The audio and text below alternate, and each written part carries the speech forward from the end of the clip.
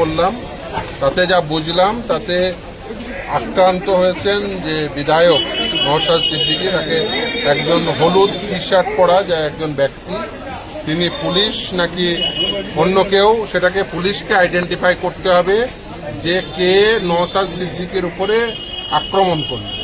তার কারণ law and order state subject, আইন শৃঙ্খলা বজায় রাখার দায়িত্ব রাজ্যের, এবং একজন জনপ্রতিনিধি তিনি সাংবিধানিক যে অধিকার সংবিধান দিয়েছে সেই সাংবিধানিক অধিকারের প্রয়োগ করতে এসে শান্তিপূর্ণভাবে ওয়াকআপ নিয়ে আন্দোলন করছিলেন, এসআইআর নিয়ে বলতে এসেছিলেন। এই রাজ্যে ওবিসি একটা বৃহত্তম ইস্যু, ওবিসি এই ইস্যুর জন্য ছেলেমেয়েরা বিশ্ববিদ্যালয়গুলোতে কলেজগুলোতে অ্যাডমিশন নিতে পারছেন না, সেটা নিয়ে বলতে এসেছিলেন, সেই জন্য তাকে গ্রেপ্তার করা হয়েছে। এবং এখনো পর্যন্ত তো থানায় রেখেছেন, এখনো পর্যন্ত অ্যারেস্ট মেমো দেননি, কিন্তু তাকে তো থানায় রেখে দিয়েছে। আক্রান্ত ব্যক্তিকে থানায় বসিয়ে রেখেছেন, এখনো পর্যন্ত অ্যারেস্ট মেমো দেননি। না, এখনো পর্যন্ত অ্যারেস্ট মেমো যেহেতু দেননি, সেহেতু সে কথা বলা যায় না। কি করবেন সেটা পুলিশ ঠিক করতে হবে। এই রাজ্যে অন্যান্যরা যারা আন্দোলন করবেন, আমরা দেখেছি এই রাজ্যে বিজেপি নেতারা আত্ম আন্দোলন করলে তাকে জামাই আদর করা হয়, অথচ নওশাদ সিদ্দিকীরা আন্দোলন করলে তাদেরকে কেন এই ধরনের ট্রিটমেন্ট করা হবে, নওশাদ সিদ্দিকীর উপরে কেন আক্রমণ করা হবে, এই প্রশ্নের জবাব মমতা বন্দ্যোপাধ্যায়কে দিতে হবে, এই রাজ্যের পুলিশকে দিতে হবে, এই রাজ্যের প্রশাসনকে দিতে হবে। না, এখনো পর্যন্ত কোনো ধারা অ্যারেস্ট মেমোই হয়নি, তো ধারা কি হবে? মানে দেখুন, এখনো পর্যন্ত কি তারা অ্যারেস্ট করেছেন, নাকি ডিটেন করেছেন, নাকি এই থানায় এনে বসিয়ে রেখেছেন? এইভাবে তো থানায় এনে বসিয়ে রাখা যায় না। আপনার ইচ্ছা হলো কাউকে আক্রান্ত ব্যক্তিকে এনে থানায় বসিয়ে রাখলে, এটা তো করা যায় না। এটা কেন করলেন? মেডিকেল নিয়ে যাওয়া হয়েছিল, আমাকে যা জানালো, এবং কয়েকজনের ওই মেডিকেল রিপোর্টও দিয়েছে। যাই হোক না কেন, কিন্তু সেটা মানে কেন আক্রান্ত হতে হবে?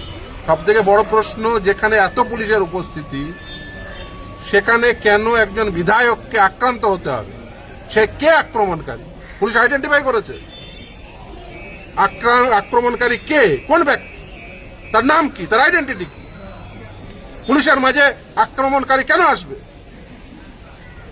এই রাজ্যে একজন বিধায়ক, তিনি সুরক্ষিত নন। আক্রান্ত হলেন যে বিধায়ক, তাকে থানায় বন্দি করে রাখা হচ্ছে। উল্টে যে আক্রমণকারী, সে কোথাও প্যাসেজ নিয়ে পালিয়ে গেছে, বা সে পুলিশের লোক হতে পারে, সে তৃণমূলের লোক হতে পারে, এই রাজ্যের লোক হতে পারে, বা এই দেশের লোক হতে পারে, এই দেশের বাইরের লোক হতে পারে। কে সেই ব্যক্তি? আক্রমণকারী কে? পুলিশকে প্রথম আক্রমণকারীকে দেখতে হবে, যে কে আক্রমণকারী। সেই হলুদ টি শার্ট পরা ব্যক্তি কে? কে সেই হলুদ টি শার্ট পরা ব্যক্তি কে? তার নাম কি? তার আইডেন্টিটি কি? কোথায় বাড়ি? দেশের নাগরিক, বাংলাদেশের নাগরিক, পাকিস্তানের নাগরিক, শ্রীলঙ্কার নাগরিক, তৃণমূল, বিজেপি, আরএসএস, কে সেই ব্যক্তি? মমতা ব্যানার্জি যখন তার আইডেন্টিটি, নওশাদ সিদ্দিকী যখন তার আইডি কার্ড চেক করতে চাইছে, তখন পালিয়ে যাচ্ছে। সে কে? এটাই তো প্রথম প্রশ্ন। সে এত পুলিশের উপস্থিতিতে সেই ব্যক্তি কি করে পালিয়ে গেল? তাকে সে প্যাসেজ দেওয়া হলো, সে পুলিশের লোক, কে লোক? তাকে আইডেন্টিফাই করতে হবে। যদি সেটা আইডেন্টিফাই না করতে পারে, এই ব্যর্থতার দায় মমতা ব্যানার্জি নিতে হবে। আজকে কুণাল ঘোষ কে? সে পাকিস্তানি, শ্রীলঙ্কান, কে সে? বাংলাদেশি, কলকাতা পুলিশ, তৃণমূল, বিজেপি, কে সে? একদমই না, অমানবিক। কিন্তু এটা মমতা ব্যানার্জির সরকার, মমতা ব্যানার্জির পুলিশ। সে কি করবে? এমএলএ কে, আক্রান্তকে, আক্রমণকারী সেফ প্যাসেজ, আক্রান্ত থানায় বসে থাকবে। এটা হচ্ছে এই রাজ্যের পুলিশ।